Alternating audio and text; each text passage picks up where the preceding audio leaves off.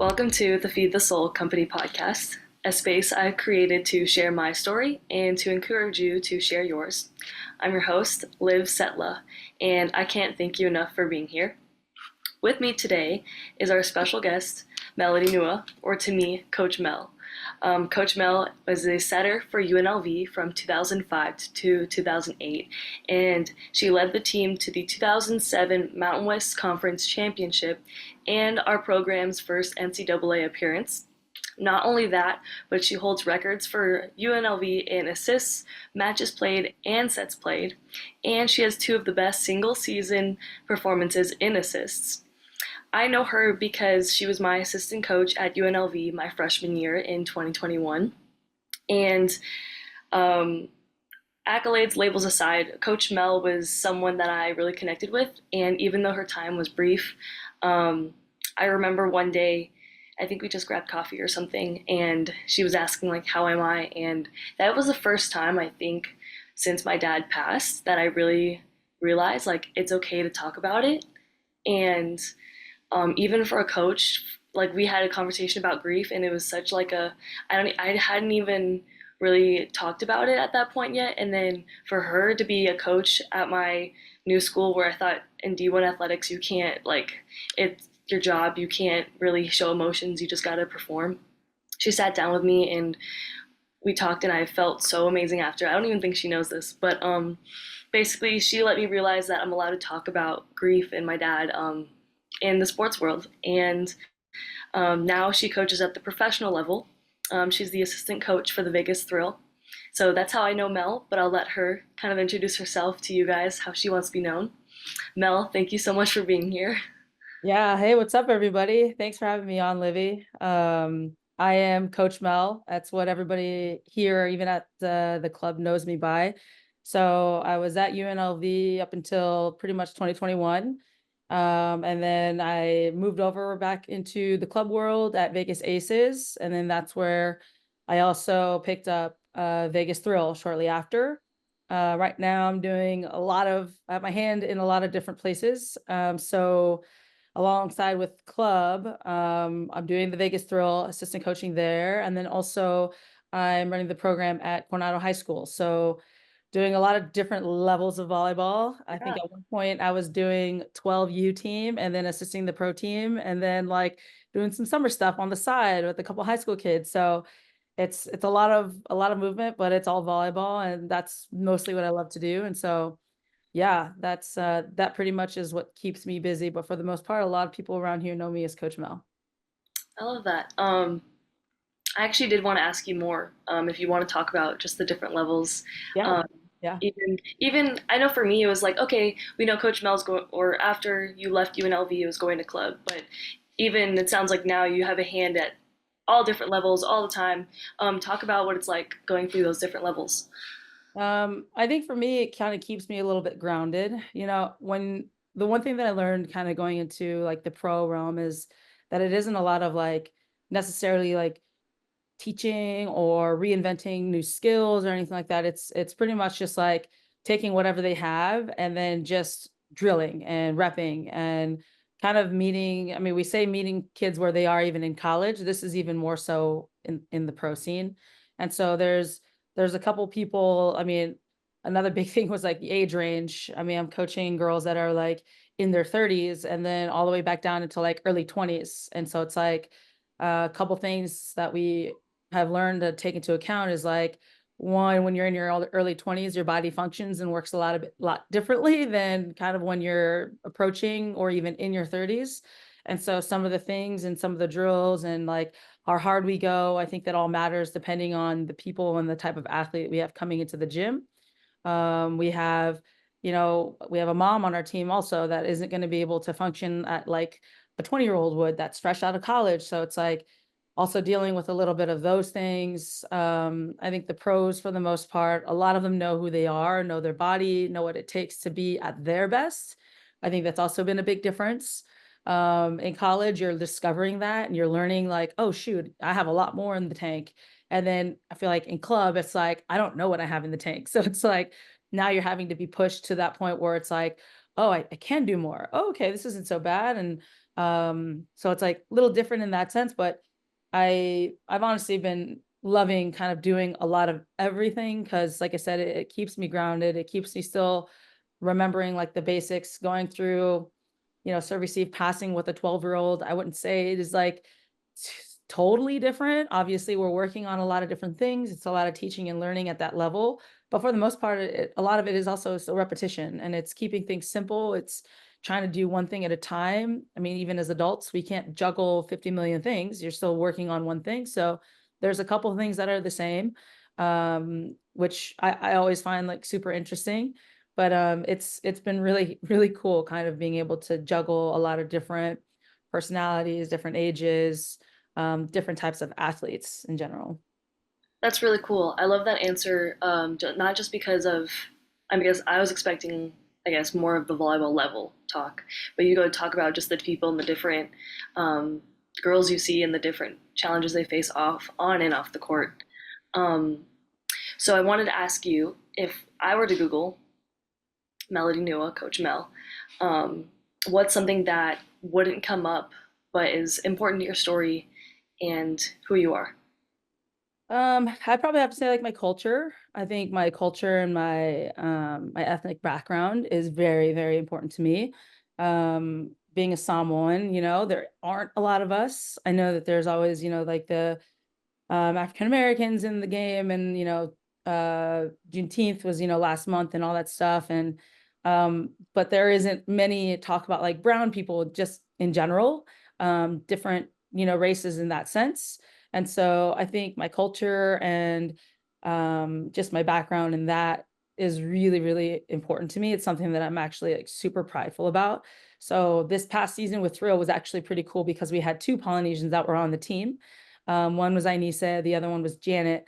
And just for us all to be in like the same place and like be three Polynesian women like on this, journey of like discovering something new and something for the first time, especially in the States, that probably for me was like one of the coolest for sure, hands down. And I think there's a lot of people that probably also take it for granted that like, okay, there aren't very many of us and there were hard times. There was a lot of hard times, but for the fact to say that you're the first to do it, I thought that was, I mean, worth anything, worth more than any of the trouble probably that you could ever face. It's at the end of the day, it's volleyball, and you get to do this for a living, and you get to say that you're like probably the first Polynesian to actually embark on doing something like that in the United States. So that for me is probably something that's big for me that you wouldn't be able to like kind of get off of like a Google or or I don't know, any social media feed or whatever.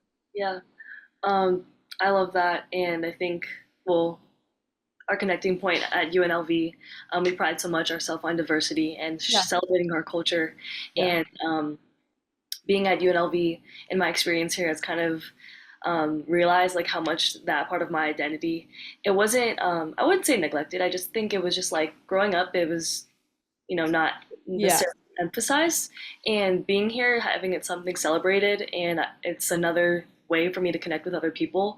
It's just it's so awesome. And you also talked about uh, sharing that part of your identity with these girls that were embarking on something new, but then also like, hey, these challenges that we're facing.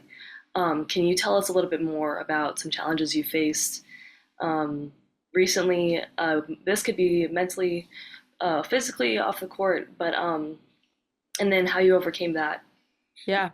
I'd say it's volleyball in general can get really, really just overwhelming. And I think anybody can kind of attest to that. I mean, even as a college athlete, there's a lot of different things that kind of pour into it. Same thing with like being a coach. It's like, how do I show up every single day for these kids? How do I do my job to the best of my ability? And then also, how do I make sure that everybody is in a good headspace and that they're okay? And then on top of that, oh, myself too.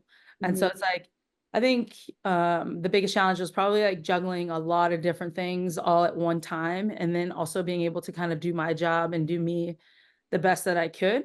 I thought was a little bit of a struggle. Like I said, I have my hand in a lot of different places. So like wanting to be good for the club, and then wanting to be good for the pro team, and then wanting to be good for myself and my family. Like for them to come out even to like some of my games was like really cool. But then it's like an added factor of like shoot, I really have to watch film. I have dinner I have to still make from yesterday, and then my family's here on top of that, so I gotta go see them too because then they leave a couple of days. So it's like the juggling, I think, is always just mentally a challenge just because you want to make sure that you're also well rested. I mean, there's nights where I was hard like maybe 2 3 hours and like trying to find little gaps in time in my office just to like knock out for like maybe 20 minutes and then get back after it. One thing that I think I did to try to overcome was utilize my off days really well. And so I think we have like one travel day that we're like traveling all day and then the next day is off. I think for me it gets really hard for me to say no, especially if I have time and especially if there's like kids that really want to get into the gym or hey, can we meet on film or something? I think for me it was just like no, just say no. Mhm. And I Yeah. think for me, it was like, I had to make sure that if I'm gonna utilize my off day, like I'm literally off. Like I'm not on my phone. I'm not out doing anything. Like even sometimes like nuances like cleaning, like even then it's like I just need a rest. I need to like chill out, like zone out, let my brain kind of wander, do whatever it wants to do. At least having 24 hours to kind of do that to reset, I think helped, even if it was just a little bit, but at least helped me come back with a better like fresher mind coming into the next week. Otherwise, everything was just kind of like dragging and all together. And then I would come in just exhausted the next week because I'm like, "Ugh, here we go again, volleyball again." And so those reminders got a lot quieter when I was just go, go, go, go, go about like, man, it's just volleyball. Like you love volleyball. It's, it's not your life necessarily, but it's a big part of who you are. Like we live this, right? You love it, That right? It's fun. right? This is fun, right? That's starting to get a little bit more quiet in the back of my brain, just the longer I would go on and not really have that time to kind of reset and like really just do nothing. So I was trying to utilize my off days a lot better just to kind of recharge mostly. And that way I can come back and I'm not just better for me, I'm better for the people around me too. Coming back with a better mood, more energy, being able to kind of like, even something as small as like, I just need to go get a workout in, even if it's just for an hour, like just to kind of like be in my own space. Those little moments or like those little increments of time, I think helped tremendously in more ways than I probably knew it would had I just done more of that for myself earlier. Um, there's a lot of I loved your answer. It kind of touched on a lot of different things that I want to ask you more about. Yeah. First of all, this is really interesting to hear, especially I'm still the student athlete. I'm still the athlete, like my perspective. So then, from your side, it's the people are asking you to get in the gym and all these Yeah. things. And also, a lot of young athletes, I'm sure, feel like with a coach, they want to, in order to get the playing time, the role they want, they have to be on the coach all the time. Yeah. Like, let's keep working, keep working, keep working. But for you, saying no as a coach, how does that and making those boundaries? Can you? I guess you explained a lot about it, but can you try to talk a little bit more about what that's like on the opposite end of my perspective? Yeah. I mean, that's what makes it hard to say no is that there's a lot of kids that are like, well, you say if we want to go the extra mile, we have to come into the gym, but now I can't come into the gym because you don't have time to come into the gym. I think finding different ways to help them still get in here, even if it's without me and like pairing them up with other people. So I actually have a couple seniors that are done, and there's been moments where I'm like, if you guys would love to come get extra reps, coaching is another rep. Being able to like feed down balls into a kid and like reiterate like a technique. And I mean, we're talking about 12-year-olds here, and like you're an 18-year-old, and a lot of these girls have been in our gym since they were 8. I know like two of them at the back of my head that were been here since they're like younger than 10. And there's a lot of things that they know that we've instilled in them. And it's like, trust what you know, trust what you're doing. And when you're teaching a 12-year-old, it's just that it's keeping it super simple. It's, if it's with something with passing, it's just like, yeah, early angles and just serve at them a bunch of balls and let them mess it up, let them fumble a little bit and then let them correct it. And I do think that that's also kind of what helped me as a player growing up was being able to give some of those reps and to be able to like reiterate and say a lot of those things to somebody else. I was also getting reps and I didn't even know it. Like the only reason why my down balling got better is because I was giving a million down balls during a lesson. And then eventually it got really accurate. And then eventually I was able to like slow my arm down. And now I'm like, oh, if I did that, oh, oh, okay, okay, okay. And then like I'm, back at UNLV doing it, and it's like, oh, now I know how to groove a ball in, or okay, if a set is off and we're in a cooperative drill, I can still put it in, even though I'm a setter, and be able to do, all of those little things. So even though it was hard for me to say no to a lot of little kids, I think being able to also give the opportunity to a lot of the older ones, especially the ones that are going off to college, and giving them opportunities to be like, hey, I mean, different way to learn. You're teaching, but it's also, again, it's good feedback for yourself as far as like, I'm saying it, I'm repeating it, and it just goes back to like even schoolwork. I mean, if you're taking the notes, you're rereading the notes, and then hopefully you're being able to like teach the lesson back to yourself so you're learning it even better. Kind of the same thing with just with volleyball. I'm having like a little like aha moment right now because I think I've found myself in a spot where I'm running around coaching summer leagues in our gym, so maybe we're not getting the gym time we want, and so I felt like, okay, maybe I'm not getting the work I'm supposed to because I'm coaching, whatever. But based on your answer, it's like coaching is reps too, and I Yeah. love that answer because life is gonna life, and you can't really. There's Correct. so much out of our control. So I love how your perspective on that is like, hey, we're still in the gym, we're still getting better. It just looks Yeah. different. Yeah. So It's a different perspective. It's a different way to look at it. And also sometimes as you're teaching somebody else something, you also have those aha moments for yourself, and you're like, oh, okay. I see now. speaking of perspective, in your last answer to my last question, you also touched on the monotonous routine, and it's like, but I love volleyball, and I think I know I felt this when we do something at such a high level, Mhm. or it even goes up for me at the pro level, but we're doing something super hard, but it's a sport. It's supposed to be fun. It's supposed to be a game, Yeah. um, and we get these moments of like, but I love it, right? Or Yeah. like it's Yeah. this is supposed to be fun, like, and but it's just like grueling, like day in and day out. Do you have any advice for athletes in this time? How to maintain perspective, still stay grateful, and Yeah. try to keep it fun, as much fun in even the hard times. I think reality is, when you get older, you start to realize like not every day is fun.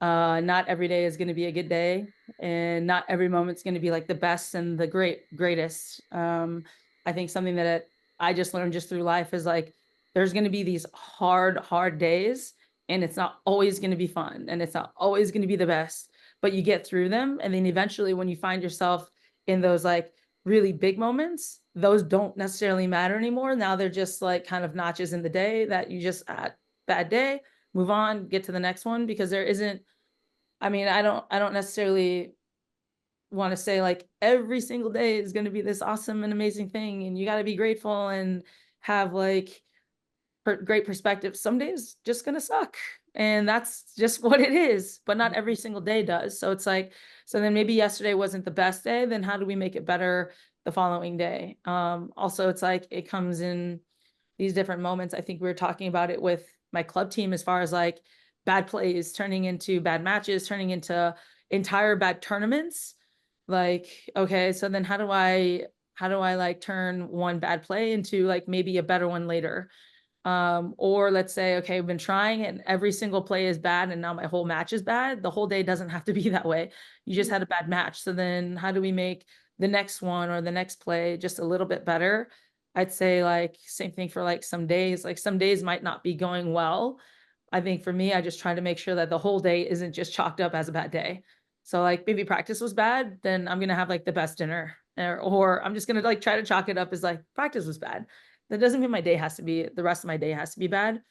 But then again, it's like some days they are, and some days it sucks, and some days you're just like, get it over with, get that part done. All right, wake up the next morning, let's make it better, or let's at least try to make a part of it better. Let's have a better breakfast. Let's make sure that when we're in the shower, we're also like remembering all the grateful things that we have in our life, and then making sure that I'm starting my day off just a little bit different than maybe I did the day before. But I mean, I don't want to say every single day is going to be perfect because it's not, and that's okay. And that's why we still do what we do, because not every day is the best day, but overall, like everything wise, volleyball still gives you a little bit back more than what one bad day could ever do to you. And I think that's what it gets to sometimes. Like some days are really bad, but then going to our tournament at the end of the season at nationals and seeing the worst kid on your team just eat a dig is like, all right, okay. That was kind of awesome. Okay, that just made like that whole bad week just so much better that we were able to do something as small as like one dig, you know? So um I just say don't expect every single day to be great, but expect yourself to make things better. I think it's up to you how you want to like also show up in each moment. And some moments are bad, so then don't have multiple bad moments. Try to make the next one even better so it doesn't stay bad the whole time. It doesn't have to. But it's just again perspective and how you view it and how we kind of go into it every single time, you know? There's a lot in that too that I want to touch on. I think because as a young athlete, hearing that one, I guess like also we hear a lot of messaging like, oh, it's supposed to be, or it's all about your perspective. Like, be grateful, be all this, and Sure. but then some like obviously some things, yes, let's try to make it better. But then some days really just suck. It's just Yeah. it's that's just how it is, and that's It's it's okay inevitable. too. Yeah.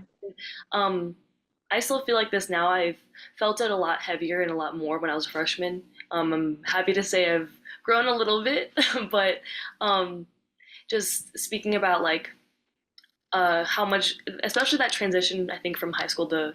college, based on my experience, how much volleyball took up in my day. Because before it was like, hey, I'm at school for 7 hours a day. Now I'm basically in the gym for 7 hours a day. And it's like flip flopping. Like, so now I remember even talking with my teammates, we feel like, well, if I feel like if I have a bad practice, it just ruins my whole day because practice is basically the whole day. And I love how you speak about, okay, well, it's still just practice. Then you Yeah. can still go home and still have a good dinner. And if that sucks too, then you know what? At the end of maybe that's just that day and leave it as what it is and not Yeah. making it or letting it extend on even more. Because I know me personally and a lot of young athletes struggle with letting that one mistake or that small moment stay that moment. We make it bigger. And um, I guess I have one more question kind of relating to this topic for young athletes.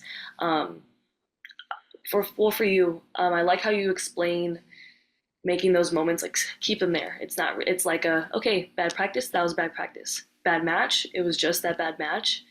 Um, for young athletes, I know we tend to spiral, Mhm. and we feel like we're in a rut. And I feel like okay, we've been in this in a while.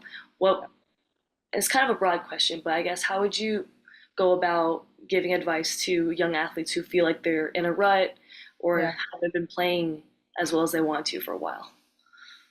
I'd say it's hard because I feel like sometimes like how we feel and like the reality of things are like two different things. Mm, And it's like you can be feeling like you're playing super, super bad, but reality is you had like one bad pass and then the others were just medium. Like they weren't necessarily good, but they also weren't like terrible. And true. it's like I see it in the club gym all the time. It's like girls spiral because of one bad pass and they're like, "Well, no, it wasn't just one. Like I feel like I can't pass anything." And it's like, "Anything?" Like I just tossed you 10 balls and like maybe two of them were like behind you and the rest were at least going in the right direction. So anything like let's be a little bit more specific with like our vocabulary. Like, is it anything or is it just two? And so maybe just trying to step away and like give yourself zoom out a little bit and give yourself maybe a different perspective on like, okay, what am I really saying here? Like, okay, out of 10 balls, all 10 balls were terrible and like really, really bad. And now you can't pass one single ball out of all 10. Every single one was bad. And it's like, okay, maybe not all 10. Oh, okay. So then maybe not all 10. So then which ones were good? None of them were good. I was like, well, but you just said not all 10 were bad. So like let's kind of dissect it a little bit. I see that a lot, like even just in my lessons when we're like doing like hitting reps or anything like that. It's like I can't hit a ball, or I can't pass a ball. And it's like, kid, zoom out, like step back for a second and let's like really okay, so let's break it down. Let's go 5 balls and let's see how many of the 5 balls were actually like hitting with some pace and doing the one thing that we said we're going to work at. And it's like, oh, okay, like 3 out of the 5. And it's like, okay, so not necessarily that we can't hit anything. You just hit 2 out of the 5 bad. That's still above like the 50%. We're still good. And so it's like, maybe taking a step back a little bit and like really like breaking it down for yourself. Like if we're talking about we're in reps here, I like to count reps, and then I like to count like, okay, like count reps, and then what's really the focus here? Okay, the focus is just like, I don't know, early angle. And okay, I shanked 10 balls, but was your angle early? Yes, but I still shanked the ball. But was your angle early? Like that's the whole point. That's the purpose of what we're working on here. And then it's like, okay, so we'll start the 10 all over again. And it's like, okay, early angle, that's one, okay, two. Eventually we break it down. They're like, oh, okay, 8 out of 10. And it's like 80% was good, good with the early angle. And it's like, okay. So it's like maybe it takes take a step back for a second, find what your real focus is, and like really, like especially if you're just repping, and break it down to like just one focus. And then it's like, how many times are you actually hitting that focus over and over again? And maybe it's only like 3 out of 10. Okay. Then beat the 3 out of the 10 next time and try to get 4. And then hopefully you're able to kind of work yourself through some of that stuff. A lot of it is also like just being poor coaches to ourselves. Like we're just not telling ourselves good things. Therefore, it's never going to happen because you're literally telling yourself like you suck. And like, so yeah, you probably do suck because you're telling yourself you suck. Like, I can't change that. I can tell you you're the greatest player in the world, and if you still think you suck, you're gonna suck. And Yeah. so hopefully, like within kind of that realm of like breaking it down for yourself, as far as just like slowing things down, finding your focus, and then just trying to get better at that one thing, however many times. I think that's helped a lot just in my like my one-on-ones. In match can be really tough, especially if there's nobody there to kind of like catch you or know when you're in those moments. And I think what's really hard for me is that like some of our athletes just don't talk. And then when they get stuck, I can see that they're stuck and I can maybe ask, what's going on. But I mean, it's still up to you to kind of like let me in and like let me kind of like help or find different ways to like get you out. And so the one thing I try to tell at least a lot of our kids, I came back into the club scene after Thrill. I was only with us for about a month and a half. And so like there's still a lot of kids that didn't know me either. And within a month and a half, there's still like that relationship and boundaries that we're gonna have to like kind of cross and learn how to respect. And so there's a couple kids that were just, it was tough for me to understand, like, hey kid, like, come on, snap out of it. Let's go. Like, how do I help this girl out? The one thing I just asked is that they were able to kind of like talk to me or talk me through some of the stuff. And like if they were having a bad day or they're like struggling in certain moments, I don't need to know, like, you don't need to tell me like the nitty gritty of like what you're telling yourself. Like, I just want to know if I asked you if you're doing all right and if you can respond like no or yes, and like be truthful, be honest. And that way, okay, then I know something's up. And then hopefully we can kind of like figure out ways to talk through certain situations to kind of break it down. One of my liberos, I think, was like super hard to read, just had like a stoic face and never really, I mean, talks in the game, but I can never really tell like, is she good? Is she not good? Are we happy? Are we not having, we having a great day? Like, I'm not sure. And I was just like, if you can just like tell me if things aren't going or things are going sideways in your brain, I think that can help me kind of help you like pull you out a little bit or get you to a better place a little bit sooner. I think just the speaking part of that, like let your coaches know, like, hey, I'm kind of struggling right now. I don't know what I'm doing. I need help. And because at the end of the day, that's our job too. But also at the end of the day, like we're not like mind readers. Like I can't tell when certain kids are having bad days. I can probably guess, but then I don't want to guess wrong and then like possibly offend people. Like, no, I'm good. What? Why are you asking me that question? Like, oh, awesome. Now I just put you in your head again. Awesome. That's awesome. But I'd say like if it's in match and like you need help, just if you can vocalize it or at least like be like, hey, I've had a couple bad passes. I'm not sure what I'm doing. I always encourage that just to at least give somebody an idea of kind of where you're at. Cause I mean, it's really hard to like mind read and know where somebody's at. And I don't know what I don't know. So that's probably helped me the most with some of the athletes that I've had. This feedback was super helpful, I guess. Again, hearing from the opposite perspective, because as the athlete, Yeah. beginning part of your answer, I know for me, growing up, I felt like I've always been a focused athlete. Like when I'm in practice, I'm focused on practice. I'm not doing cartwheels Yeah. on the court or I'm thinking about dinner. Like, I'm like, I'm here. Yeah. But when you talk about that, like specific focus, that I guess is something that you actually helped me learn here at UNLV. That was like, oh, this is another level of focus, Yeah. and it's it's not to say that I'm not focused. No, yeah, yeah. This is another tool to get me to where I want to go and to get out of my head sooner, to get better, or like yeah, just finding those successes in the process. And what are you trying to work on right now?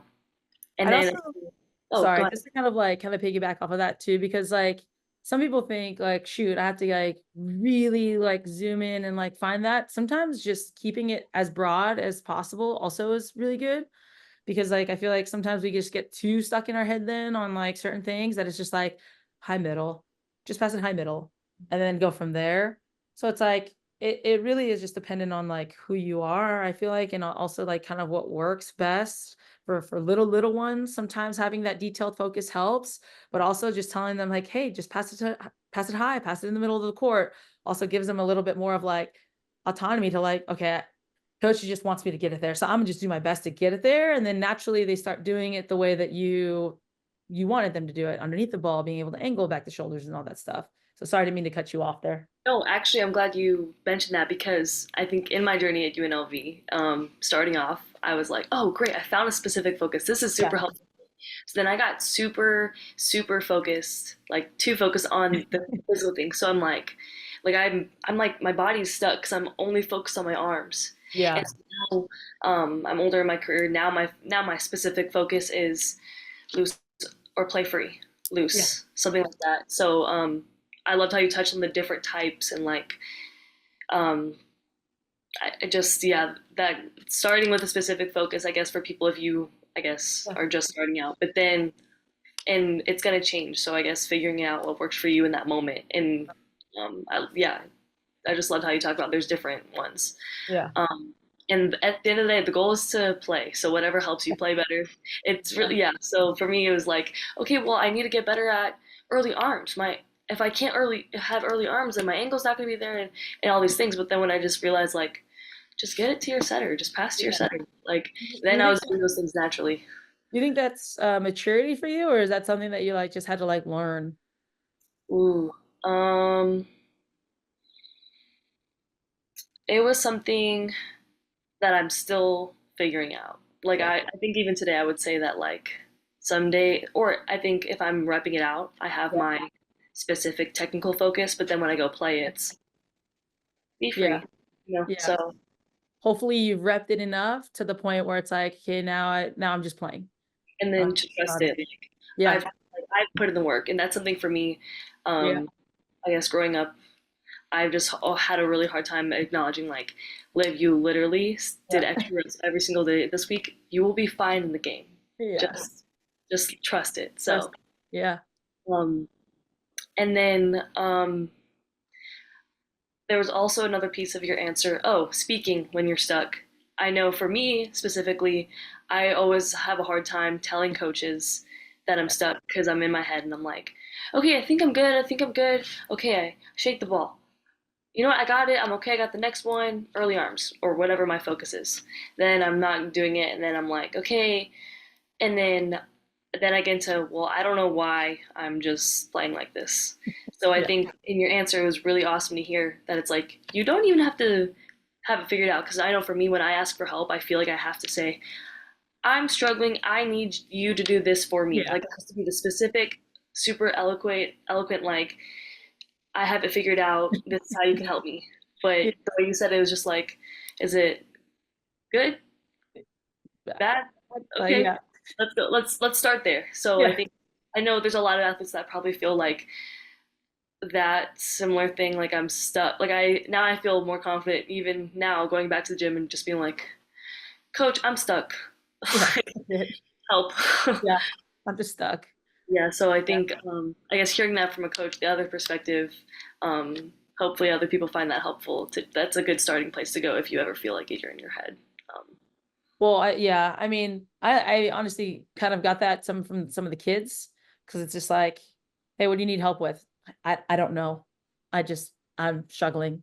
And it's like, of course you don't know because that's why I'm here. Like I'm here to help you. So it's like, What? okay, fair. And I had even like 12-year-olds. It's like we're passing. I'm like, hey, what's going on? I don't know. I don't know. I just can't pass. And it's like, fair answer. Okay, so let's continue to pass and let me watch and let's try to figure something out. And it's like, okay. And so it's like, hey, sometimes you don't, and that's okay too. I think just like the fact that you're acknowledging, like, I'm struggling with something, I have no idea, but something is a little off. Yeah. Like, yeah. And you feel it, like you feel when something's a little off and maybe you can't elaborate it or just quite put it into words exactly what you mean. I think that's like also the beauty of like being able to have those conversations with your athletes and like be able to like bounce back and forth of like, hey, was that it? Did that feel better? And it's like, oh yeah, actually, I think it was okay. So I think I just wasn't getting, my arms out quite, or maybe I'm like missing a step here or missing a step there or something. And then now we're like kind of having a conversation and figuring it out together. I think Mhm. it's also like one of my favorite parts of like coaching is that conversation piece and having those moments go back and forth. And it's not just me telling you every single thing, especially because I don't feel what you feel. Like I can tell you what I think and I can tell you my perspective, but ultimately, like, your body and you're a little bit more aware than I ever could be because it's not me, it's you. And so I think sometimes those dialogue, like the dialogues I'm able to have like kids is like super cool because now they're figuring stuff out and it's like almost like they're figuring it out on their own and we're just talking about it and it's like, oh, okay, yeah. No, let me try this now. And it's like, okay, cool. Let's try it and let's see what happens. That's really cool to hear, especially athlete perspective, because I know as athletes we look to our coach for the answers, Oh, for and it's like, everything. Yeah. why am I not doing this?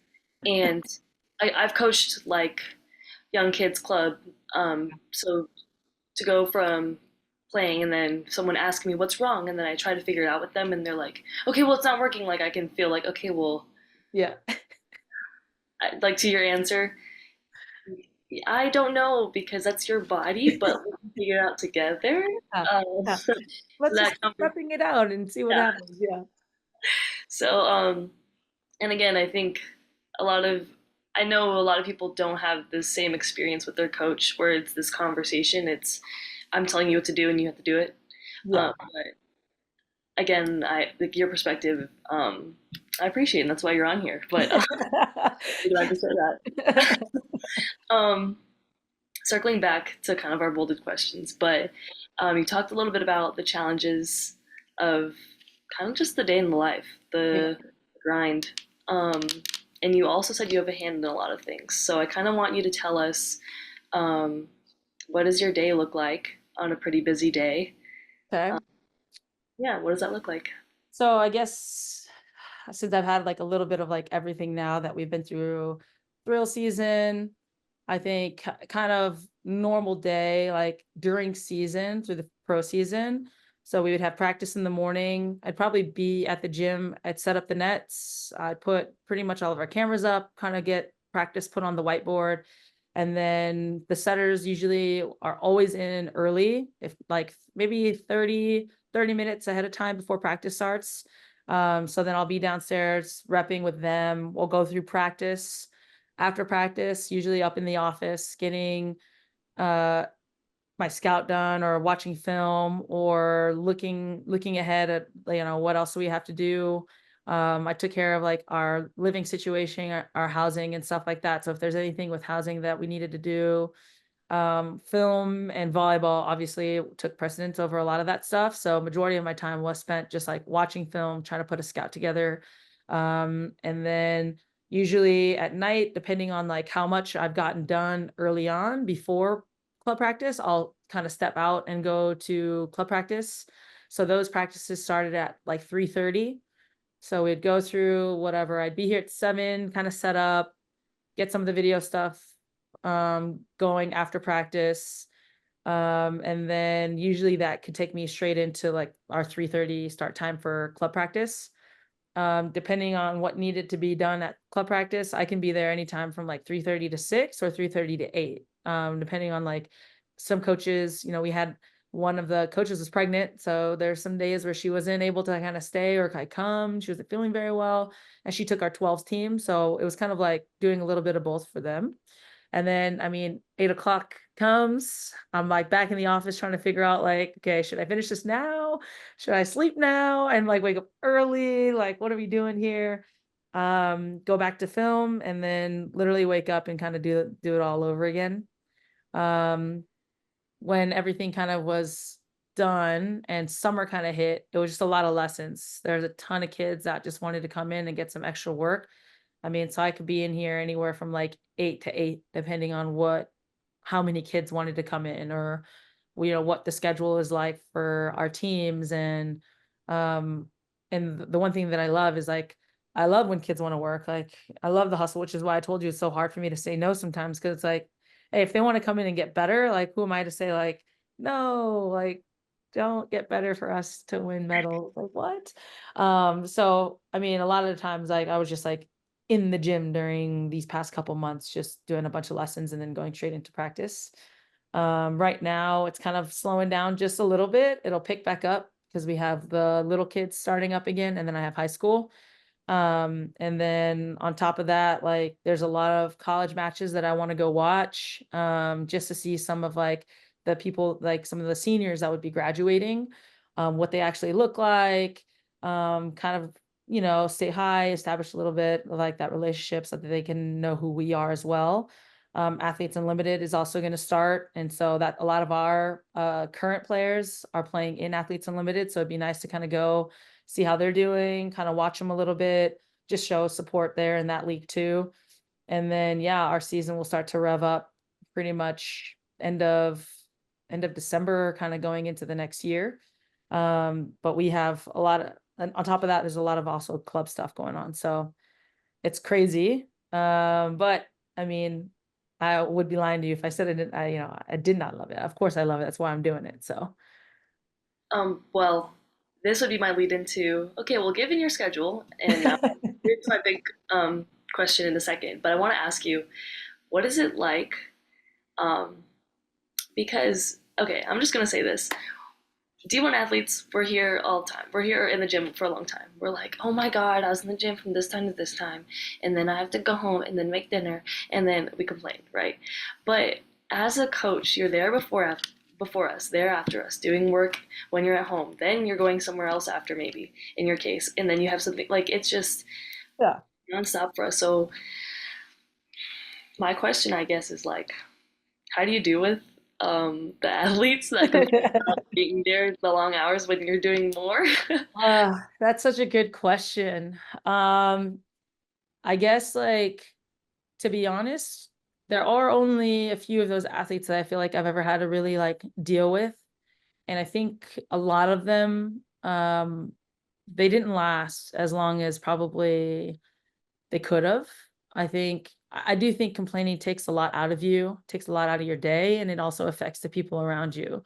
So like one thing I try to like at least remind them of is just like, you don't have to be here. You don't need to do volleyball, and you really don't have to go to school and play volleyball at the same time.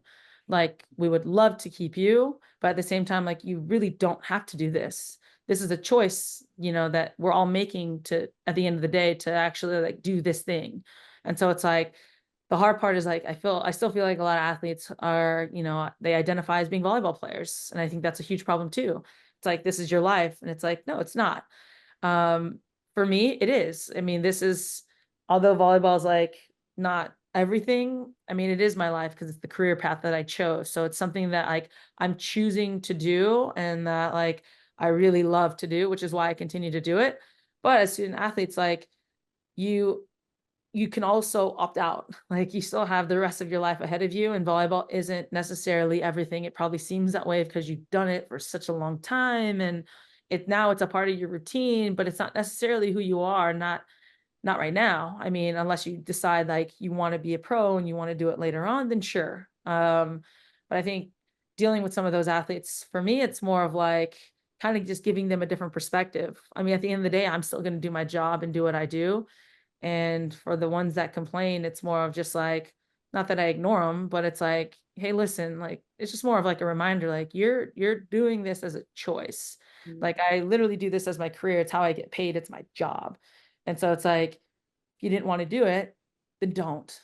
don't do it. Like you really don't have to. You can go live the life of a normal, what do you guys call it? Like a NARP or something? A normal, right? Is that what it is? Mhm. You can go do that and you could probably be super happy figuring that out. But then I also feel like at the end of the day, then you'd get bored and you'd get like really sad that you're not doing volleyball anymore. So then really, what are we doing this for? Right. And it's like, okay, so like chill out with some of the things that we're saying and like, let's really put some perspective on it. We're doing this because we love it. We're doing this because we want to be here. And this isn't like, it's like one of those like, I have to. It's like, no, it's because it's a want. You have the privilege to do it that not a lot of people get to do. And just keep it as simple as that. You don't need to necessarily do this, but at the end of the day, like, you know, it comes down to just that. I also think that that's probably like the biggest difference with just college and pro, that a lot of these pro athletes, they come because this is their job and this is the thing that they chose to do as their career. This is what they wanted to do. And so when you show up every single day, you're showing up with the intention of like, I'm going to give it my best and I'm going to give it my all. And I'm going to put in the time for the 2, 3 hours that I'm here. And then after I get to go home and hang out and work out or do whatever, I also will say there's different tiers. So like being a pro, like you have those pros that are like high level, top notch. They will go work out on their own. They will go do rehab on their own. They understand the job and they understand like really what this is all about. Like it's my career. So it's like for me to do my job the best I can, I have to be in shape. I have to eat well. I have to make sure that I'm, my body is in like not tip top shape, but I'm able to put myself through some tough stuff and get through it. I think there's another level of pro where it's just like volleyball is fun and I get to do this and I get to get paid. And and it's not that, and not saying that it's not that, but I mean, this is still a job at the end of the day. And so I think we've had a lot of like real pros in here that are working out before they come to practice and not because they have to, like, not because they're being told, but because it's like volleyball is their job. So it's like, in order for me to be best at my job, I have to stay in shape. I can't go off and like eat whatever I want. I also have to eat really well and make my food and make sure I know what I'm putting in my body so that I can perform and do my job really well. Um, I think that's another kind of just like a little difference between like pro and like just high, like college athletes. College athletes, you get to do whatever you want and there's a schedule set for you. And when it's time to work out, you go work out. Here it's like, no, I'm pretty much going to work out in the mornings before practice just because like I'm setting my own schedule. I can do that on my own type of stuff. Hopefully that answered your question. Yeah, and again, love the perspective of one, the different levels, and Yeah. then also, I guess, remember that's the choice. Yes. Love that answer. Absolutely love that answer. But back to you. It's your episode. So, um, Coach Mel, Yeah. after a long day, how do you feed your soul? What makes you feel better after a long day? How do you reset and keep going day in, day out? Sleep is a big part of me refueling and like I need to make sure that one, I'm not getting to bed like super, super late. I think as long as I'm able to like be in bed like at a good hour and like kind of fall asleep naturally, that's always been a good day. I am a fantasy TV watcher, so like House of Dragon, Dune, like even like Harry Potter. Like I can rewatch Harry Potter like 1,000 times just to kind of have it on. And it's just like this like cool little escape. I got a book was recommended to me by one of the players, Berkeley, our middle blocker. It's called Carve the Mark. And so like that's kind of been taking up a lot of my time. And if I'm like, I really want to like read it, but I'm like too tired to like read it, but I really want to listen to it. I'm like on the audiobook, just kind of like listening and just sitting in like completely silence and just letting it play. I think the audiobooks are kind of like also really easy for me to kind of escape, even when I'm just like on the drive to work or on the drive to the gym. I think that also like fuels me probably a lot more than I know. And then honestly, like my walks in the morning with my dog, I walk him every single morning. Sometimes I feel bad because we get in Vegas. If you're not out by like 8 o'clock, you're kind of like playing with fire at that point. So I mean, before nationals, I was walking him at like around like 5:30. He kind of got into the routine of waking up that early and like doing it anyway. But that's probably also a big part of like my routine is like being able to have those walks in the morning just to kind of get out. And we're walking for like 30, 45 minutes and just walking around again, getting fresh air. Sometimes I'll even listen to my book kind of like as we're going. But those moments like to myself, like just me, probably worth more than I think I give it credit, you know? But I will say those kind of are big for me. Um, and then the chances that I get to see my family, I think when I'm with my family, those are also like huge resets. Cause then like for sure, my brain is not in volleyball, it's not at work, it's literally just goofing around, having fun, making jokes of like my family and stuff like that. So those are probably good escapes for me. I absolutely love that answer. I love reading, but also during season I get tired. I'm like, well, then I can't read. So you just Yeah. have a great option of audiobooks. Yeah.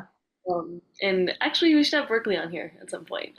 Yes, she'd be great to have on here.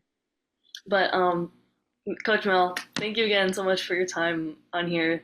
Your perspective on everything was something I always appreciate, and I'm so glad that you could share that with our listeners. But thank you so much for being here.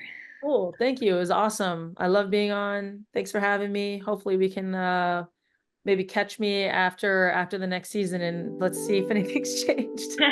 Hopefully it's the same. But yeah.